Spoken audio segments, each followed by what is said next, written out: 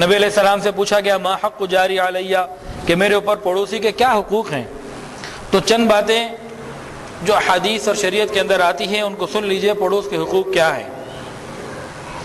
فرمایا کہ اگر وہ بیمار ہو جائے تو تم اس کی عیادت کرو، فوت ہو جائے تو جنازے پر ساتھ چلو، قرض مانگے تو کوشش کرو جہاں تک دے سکتے ہو اس کو قرض دو، اس کو کوئی خوشی ملے تو مبارکباد دو، جہلسی فیل نہ کرو اس کے پاس یہ چیز مل گئی، اس کو مبارکباد دو، اللہ تمہیں بھی دے دیں گے۔ اس کو کوئی غم آئے تو اس سے افسوس کرو، اور اپنی دیوار اتنی اونچی نہ بناؤ کہ اس کو تکلیف پہنچے، اس کی ہوا رک جائے۔ ہاں اجازت لے لی تو بات الگ ہے۔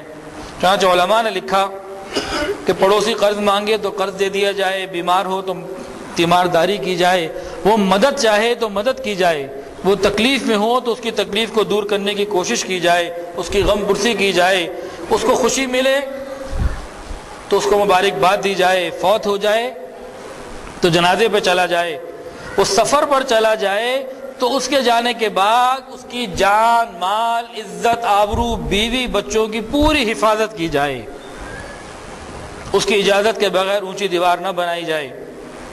اور ایک کتنی عجیب بات ارشاد فرمائی آقا نے، اللہ اکبر کبیرہ، آقا صلی اللہ علیہ وسلم نے ارشاد فرمایا کہ اللہ کی قسم پڑوسی کا حق وہی ادا کر سکتا ہے جس کے اوپر اللہ رحم فرمائے۔ فرمایا قسم کھا کے کہ اللہ کی قسم، پڑوس کا حق وہی ادا کر سکتا ہے جس کے اوپر اللہ رحم فرمائے۔ ہر آدمی کی قوت قدرت نہیں کہ پڑوسی کا حق ادا کر سکے، تو ہمیں مانگنا چاہیے۔ اور آج کل تو نام کا ہی پتہ نہیں ہوتا پڑوسی میں رہتا کون ہے۔ اب چند واقعات سن لیجئے۔ ایک بزرگ کے بارے میں آتا ہے کہ ان کے گھر میں جو ہے نا چوہے کافی ہو گئے۔ جس گھر میں کھانے پینے کی چیزیں زیادہ ہوں تو مہمان آئی جاتے ہیں، تو کسی نے ان کو کہا حضرت بلی پال لیں چوہے ختم ہو جائیں گے۔ کہنے لگے کہ نہیں، اگر میں بلی پال لوں گا تو یہ چوہے پڑوس کے گھر میں نہ چلے جائیں، ان کو تکلیف ہوگی۔ ابن مقنن رحمۃ اللہ علیہ کے بارے میں آتا ہے کہ انہوں نے اپنے پڑوسی کو مقروض ہونے کی، پڑوسی مقروض ہو گیا تھا، اپنے پڑوسی کو قرض کی وجہ سے مکان بیچتے ہوئے دیکھا تو اس پڑوسی کے پاس گئے، پوچھا تیرا کتنا قرض تیرے اوپر ہے؟ اس نے رقم بتائی، بڑی رقم تھی، وہ ساری رقم اس کو ادا کر دی۔ کہا تم میرے پڑوس میں ہو، مکان بھی تمہارا، قرضہ ادا کر دو، میرے ساتھ عزت کے ساتھ رہو، خوشیوں کے ساتھ رہو۔ پہلے ہمارے بزرگ ایسے ہوتے تھے۔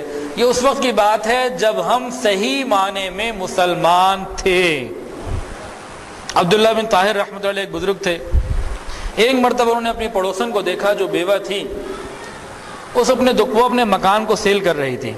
کوئی خریدار آیا ہوا تھا، مکان کے بارے میں بات چل رہی تھی، تو وہ اس کے پاس گئے، اس سے پوچھا بھی مکان کیوں سیل کر رہی ہو؟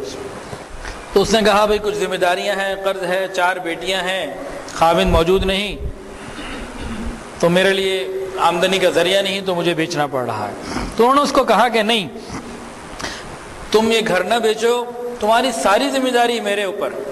اس کی کفالت بھی کرتے رہے اور 4 بیٹیوں کے لیے اپنی بیٹی بنا کر 4 رشتے تلاش کیے، جیسے داماد کوئی تلاش کرتا ہے، ایک ایک کر کے رشتے تلاش کیے اور ہر بیٹی کی رخصتی کی، اور ہر بیٹی کو جہیز میں 1 لاکھ دینار جہیز کے طور پر دے دیے۔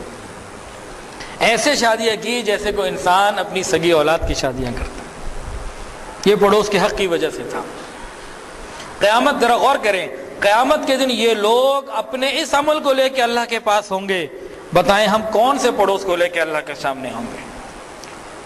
قیامت کا دن تو آئے گا نا، اللہ کے سامنے جانا تو ہوگا۔ ہمارے اکابرین اتنے بڑے بڑے اعمال لے کے جائیں گے، ہم کیا لے کے جائیں گے؟ اس کو غور کرنے کی ضرورت ہے۔